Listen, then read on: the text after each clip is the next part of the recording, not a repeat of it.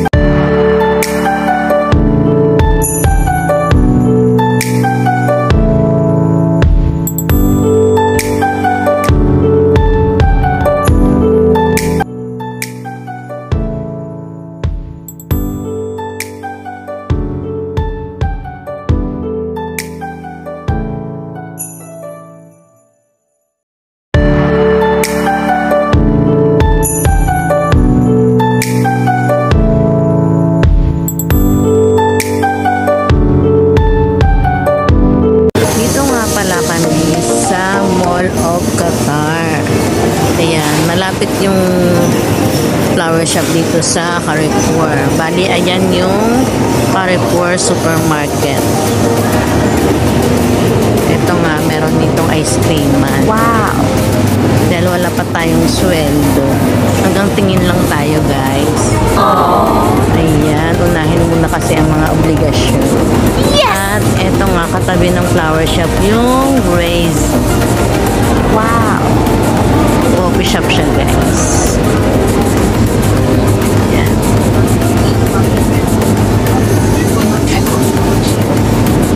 So, ayan nga. Super wait kami dun sa pinagawang flower ni Madam. Kaya, vlog-vlog muna tayo, guys.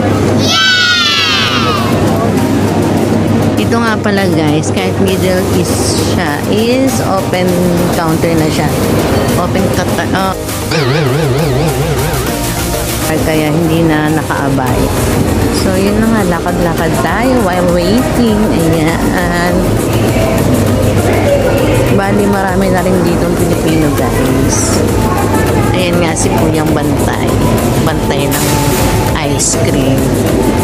At ito naman, bantay naman siya ng mga nuts. So, ito nga yung Carrefour. Bale, dito kami namimili ng aming kakainin. Dahil dun lang naman ang trabaho namin sa basement. Bale, ito ay first floor. Ayan. Ayan ang mapa ng Mall of Qatar. Dito nga rin ay may palaruan ng mga bata. Ayan. Maraming tao dyan kapag Friday and Saturday kasi family day nila yan.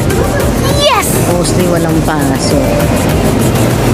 Pero sa katulad namin na workers is bawal ang absent. Bawal ang I mean, bawal ang day off ng Friday, Saturday. Dahil maraming tao niyan.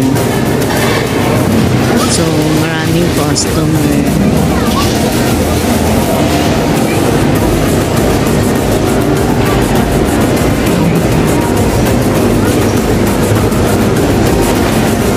Meron ding ATM machine. QNB. Since wala pa kaming ID, wala pa kaming ATM. So, cash ang pinapasahod sa amin ng aming app.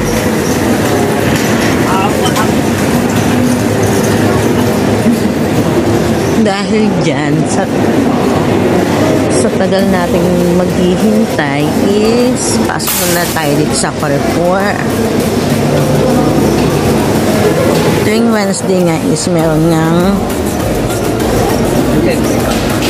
ngang sale dito sa Carrefour. So, ayan ang mga mantika. At dahil din payday, malapit na ang payday. Sa kanila, 28 ang payday nila. Pero sa amin, end of the month. Kaya yan, ang dami na namang sale. Pera na lang talaga yung kulang, guys. Yan nga ang bilihan ng mga cellphone.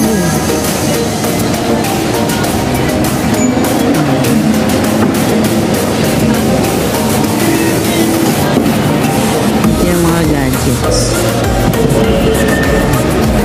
Mga television, mga gamit. Doon naman yung mga gamit and mga grocery. Hindi na tayo masyadong lalayo, guys, kasi baka magawa na yung pinagagawa ni Madam na flowers. So, balik na tayo dun kay Ana.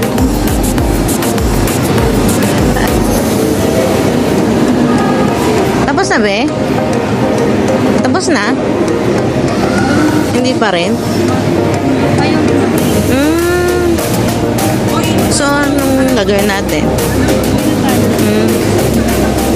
So, ayun na nga. Hindi daw nagustuhan ni Madam yung flowers na ginawas.